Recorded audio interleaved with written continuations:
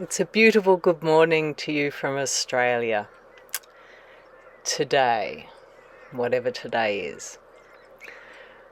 Um, so today I'd like to share with you just the next step that I've moved through, the next stage that I've moved through with healing. I'm just calling it's a feminine wounding, or it's a feminine imbalance. I'm just calling it that, and in the previous video I described how it was looking in the separate cells, in the unresolved psychology that I was experiencing. Look at my hair; it's like crazy. Anyway, yeah. So it was, and it's been manifesting this way for a long time, where I've been very sensitive to projections. Let's put it simple as that. And then I began to correlate it with being very, I had this intuition that it seemed very in line with, the projection regarding women, that women are treated as very secondary, inferior, and, it makes us feel like we're not seen, that, and in a way, we physically and in many ways haven't been seen for a long time. We're beginning to write that now. It's beginning to be rewritten, this story. So as I talk about this, I'm recognizing that this is not a psychological imbalance that's specifically to do with women. It affects probably most women, without a doubt, but it does affect men too. But I'm still going to stick with my first intuition, which told me that this is about the feminine. Okay, so this feminine, there's actually no gender division at all, but we all have feminine and masculine woundings and imbalances. So let's keep it here. I'm sticking with that. So, yesterday I went deep into the separate self and its experience, which was awful. It was, it was very, very painful, it was a very difficult experience. And I was just so blessed that sort of at the end of the day, a dear friend, Salma, contacted, and we just talked. We just both talked about our own experiences, like being human, but also, as spiritual beings with one another, because we just sort of came to this point of knowing that, we're more than this, and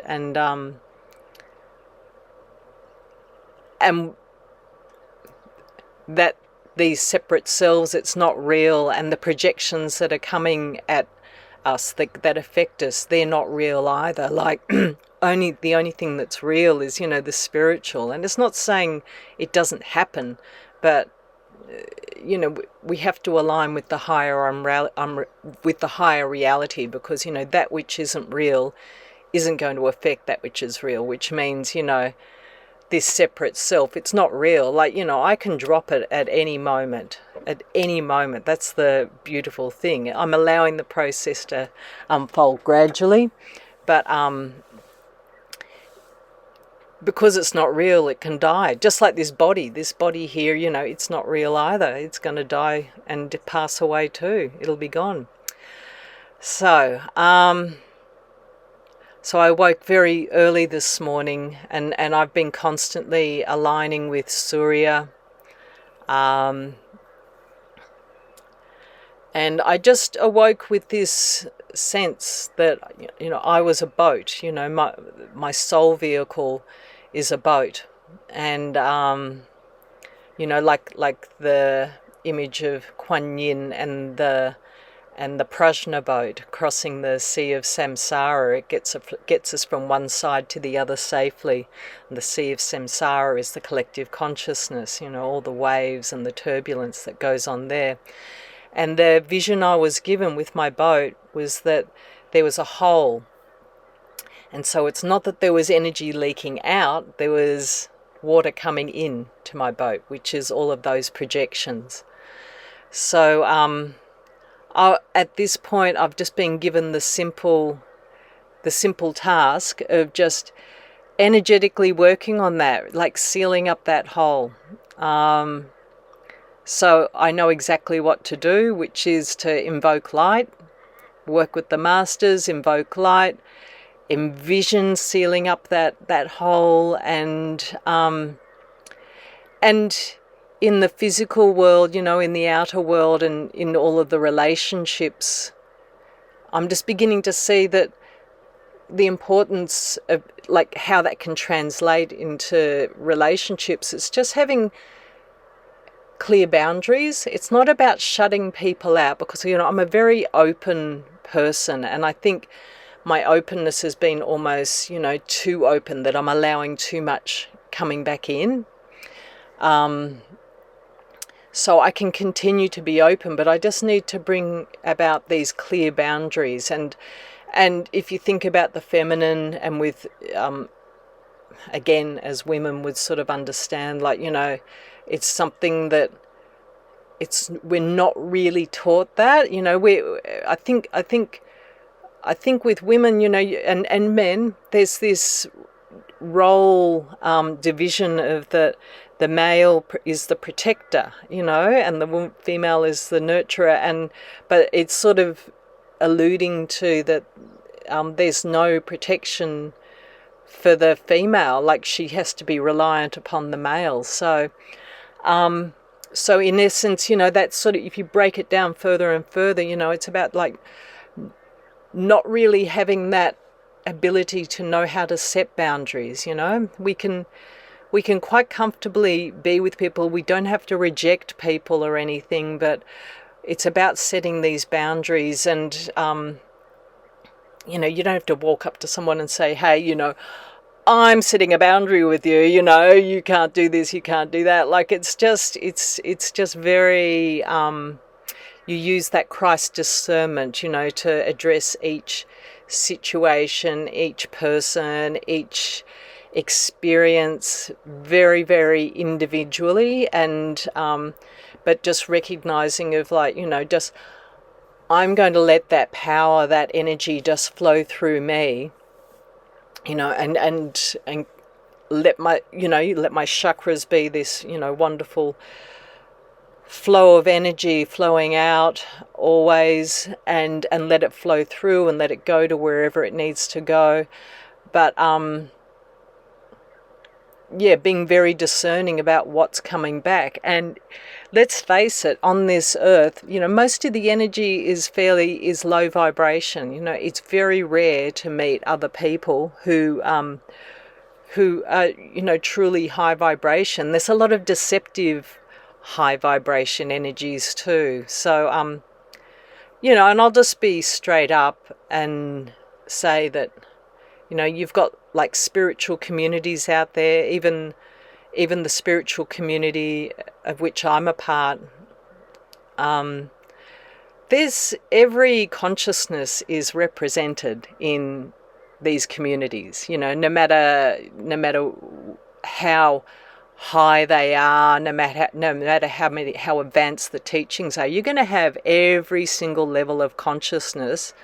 I don't know if you're going to go all the way to one, but you know, all the different levels of consciousness are going to be represented. I mean, it was with Jesus and his disciples, which were way more than 12, by the way. There was, you know, hundreds and hundreds of disciples, but all the levels of consciousness were represented.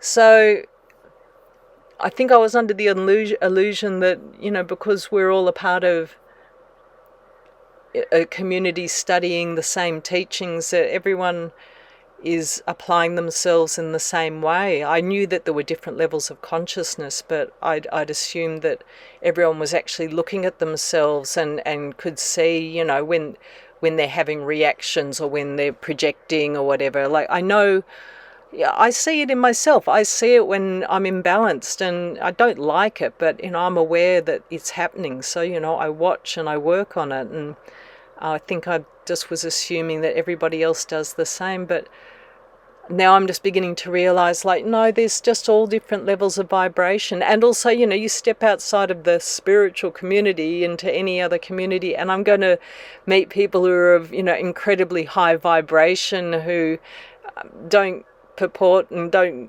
classify themselves as mystics or spiritual people even, you know, but they're definitely on the path, and they're definitely applying, you know, the same sort of, the golden rule, you know, of do unto others as you would have them do unto you. Yeah, so I think that will suffice for today's recording, and I'm aware that at some point there's going to be, I'm going to see, you know, what the belief was, which was that hole in my boat.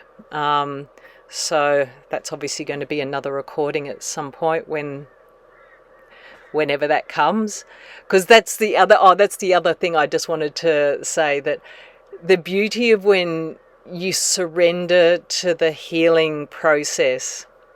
You know, the analytical mind, it wants the problem solved. It wants it fixed, you know. The linear mind just has to have everything happening in order. And there, you know,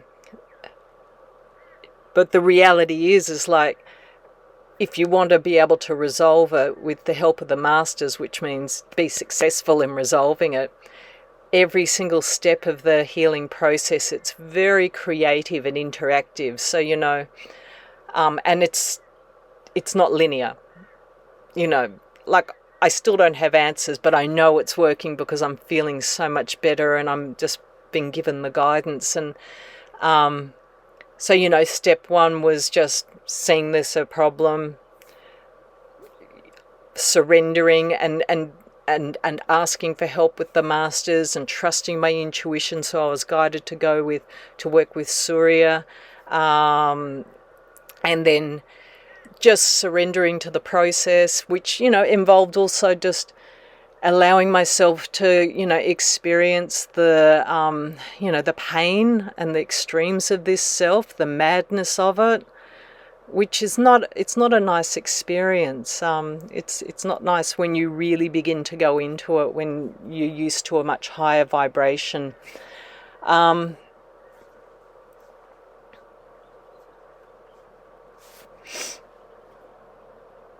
Yeah, to just surrender into that and to allow it to sort of unfold, but with the whole time, you know, just trusting and knowing that, and also, you know, invoking light, very important, but just knowing that, you know, whatever it is I need in this process, it will come when I'm ready, you know, and so. Yeah, I just awoke very early with just that vision, and I saw it. I could just see, like, you know, this is what I need at this point. Just this awareness, and to see the energetic situation. Nothing to do up here. No problems to solve in my mind. It's just an energetic step in this process, and the answer, if there, you know, the insight into, you know, the incorrect belief that I've been holding and the illusion, that's going to come whenever it comes. Who knows? But for now, it's all good. I've got to plug in that hole, and I'm aware of that weakness. So, toolkit ready.